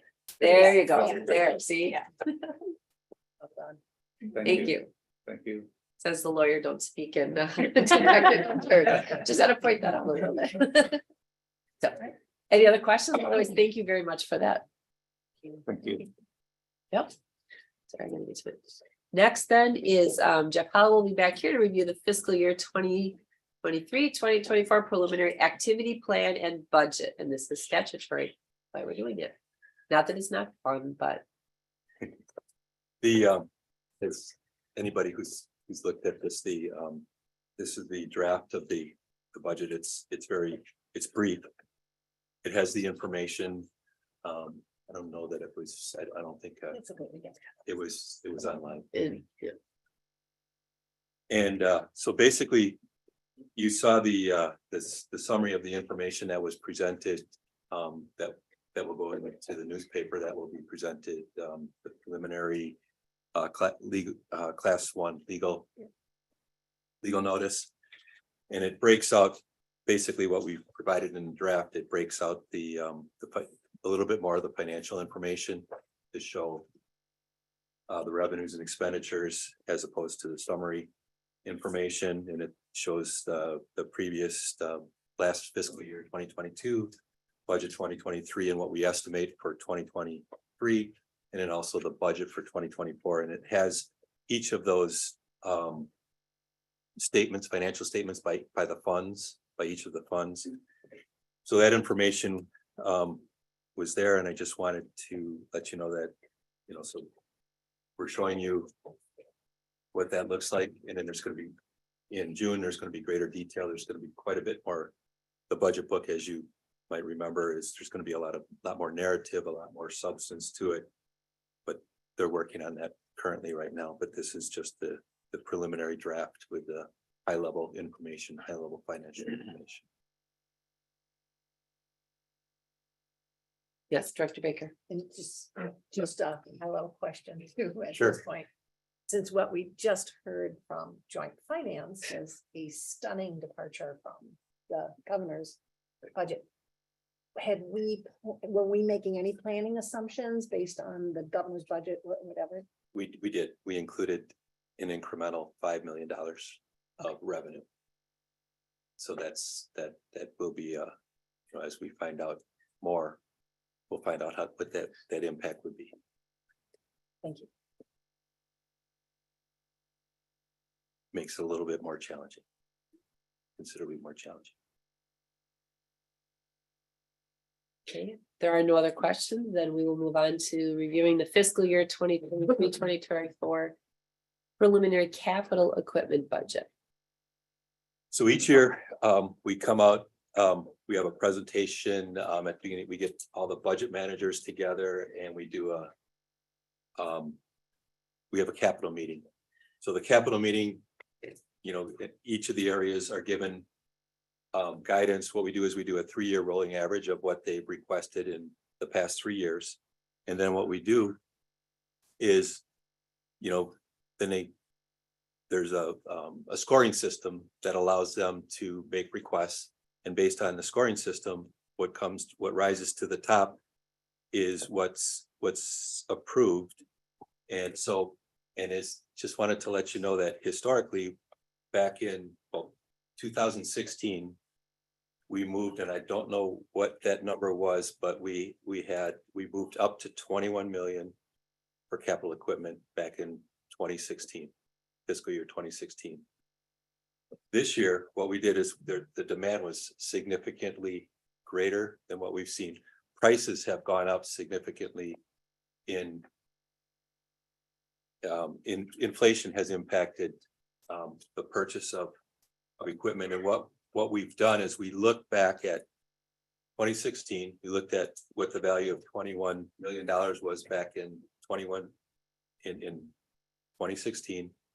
The value today is only what we could buy in 2016 is we could only buy $15.5 million worth of equipment this year. So we're recommending an incremental 5 million to bring us up to 26 million in purchases.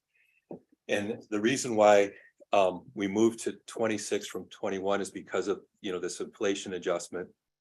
But also there's quite a few things that won't get done if we do not go up to this new level. Academics, there's about $4.1 million of academic equipment that would not be approved, that we would have to take off this list. We have in construction, it's the furniture, the cost of furniture has gone up significantly. There's about $3 million there. And then there's another $1.6 million across other areas that would be impacted. One of the things, IT is there's a big initiative the next couple of years in the IT strategic plan to move forward to get us to get our enterprise system to a place where it's more efficient, meaning that we can do things a little bit more efficiently and it's less. So if you think about our enterprise system is made up of many different IT modules, like in payroll, purchasing, finance, budgeting, a lot of different areas in it, a lot of the academic areas as well.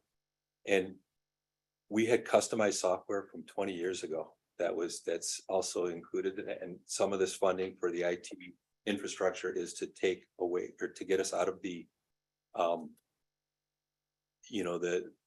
software that was created 20 years ago and now get us up to the latest version of the software. So that's why, we're recommending this incremental $5 million investment, because it now brings us back up to where we, the purchasing power has diminished from 2016 to 2023. So we're recommending this incremental $5 million investment. And you can also see in each of the areas, the purchasing that, we have this list was presented, and you can see each of the areas, what they're purchasing. So I'll just pause for a minute and to see if you have any comments on the incremental $5 million or any of the purchases that were presented in this, in our recommended budget for capital equipment expenditures. Just help me put it in perspective, so we approve a 5-year facility plan that includes the capital expenditures, correct? Or the facility plan does not include these other expenditures? That's infrastructure. The Right. facilities plan is infrastructure, but along with the infrastructure, there's furniture, movable furniture. That's the equipment function. Sorry, I pushed the button. Okay, so these items were not in that. No. Okay, so that helps me a little bit. And then does this board need to approve that additional 5 million, or we do that when we approve the budget? When we approve the budget in It's not June, a separate item. it will be the overall budget, but as you remember, last month, we talked about the 21 million the 18 million, I'm sorry, of the infrastructure. The 3-year plan that we had, that was presented to the board. So it was presented. This is being presented now. It'll be all part of the budget. So the 18 million, and this is the $26 million that we're including in the budget. So that will be in June, but it would be helpful to know that if we don't have an appetite for the incremental 5, that we would take that out in advance. But like I said, there's quite a few things that will not get done if we don't include that 5 million. Yep, and just last follow-up, where does that 5 million come from? It's incremental borrowing, because we can, like I said, we borrow in August. We do one borrowing in August, and it was and that's we'll borrow the 26 million in August for the fiscal year of 23-24. Okay. And that, I believe in June, we also, when John Meehan shows you the next month's borrowing, we have the August that was shared here, that was, not August, the July was here. And then the August will be in June, so it'd be helpful to know that in advance as well.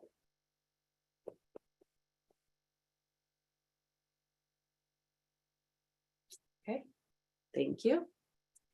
Our last item under board monitoring is a community education update.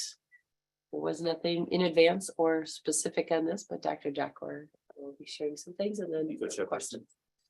And thank you for giving me the opportunity to provide this update. So there's been a lot of ongoing work with teams, sub-teams, committees, faculty, staff. Let me tell you what we did. I mean, in the past 4 weeks or so. So we took every single thing that came before the board, your concerns, the concerns from the students, the faculty, the staff, and so on. We compiled this in one list. We also, in a parallel fashion, compiled another list, anything that came through to the president's office, my office, other leaders. We had a number of listening sessions, the president that is, and a number of stakeholders, met with students and so on. Anything that came through, we compiled it in another list. We combined the two lists. We took this and took it back to the team. We had over 25 people meeting, actually, what I call a steering committee at this point. It's some of the staff and the faculty that are to the board are part of this. And this is a highly cross-functional team that's looking into improvements. We took the two lists and we said, okay, well, this is what came through the board, otherwise, and so on. Anything that we missed, and in fact, we did miss certain things, and we added to that document. And now we have an action plan that practically includes every single concern, potential improvement, or adjustment that we need to make. So that's a function of these committees and so on. So I can tell you a lot more about what happened in this meeting, the action planning meeting, the strategic meeting that we did, the focus, the main issues that we discussed, and so on. In addition to this, we had a strategic structural change that we made also, and that is we shifted the community education to become under the learn pillar. We identified this as a gap. In the past, it was under the EVP, and there was a disconnect between that area and the VP of Learn, and at this time that's been shifted. And that would just make it really kind of, it's under one of our deans as well on interim basis till we study and evaluate the structure. But that made a lot of improvements already. You know, the morale of the, faculty and staff, the engagement. So that took place actually, and we're really happy to be working with this team. And I think they really seem to have built some trust with this kind of structural move and this strategic move. And I think they trust the direction that the college is taking. I would probably tell you a lot more in about a month or 6 weeks. And I could feel a lot more confident as we come back to you with actual plans and improvements that we've made. But since then, we dedicated 4 positions to faculty. We're looking into a state grant that would potentially allow us to maybe hire more faculty, maybe a case manager as well. But we're looking into a number of things at this point, and we continue to look into the main issues that came before the board. I will pause here and take any questions, and if you'd like any details on anything that I said, I'll be glad to provide it.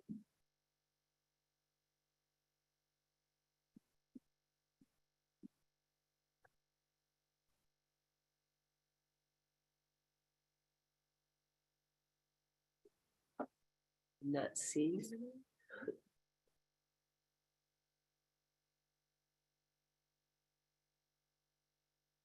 I have, it's not Sure, really a question, sure. but so you mentioned giving an update in 4 to 6 weeks or whenever. I think one of the initial triggers of some of the concerns that we heard was around a schedule being put out there and pulled back. So I guess as we get into summer and fall's schedule, I would like an update on that and how that's been resolved, because that was sort of the precipice of some of the concerns. And so if you could include that in your next update, I think that would Definitely, and that's be one of the teams working on it, and I can give you a quick update. We're all set up for the summer, and this team, we meet on June 21st. We'll be looking into any gaps going into the fall.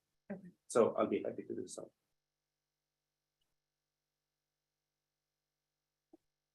That's all I have. I'm just trying to make sure I'm not seeing. There's Okay. nobody in. No, like, nobody's No, online, everybody's here in right. person. Okay, I don't see any other questions. Thank you. Thanks so much.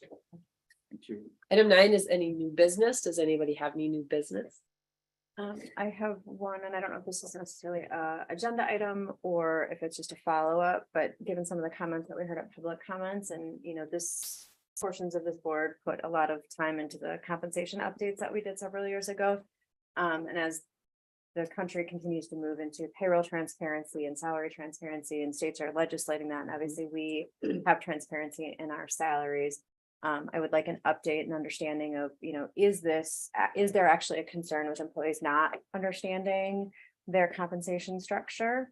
And also, part 2 to that would be, if there is really, I didn't see there being payroll systems on the request for next year. So I'm assuming that there's not a concern, or at least not a high priority, but if we are seeing systemic issues in payroll processing and employees are not getting paid correctly, just an update on that. I know obviously if I don't get paid and I come talk to you, that's, a bigger deal. So I don't know how systemic it is, but obviously coming from my perspective, paying employees is foundational to any HR function.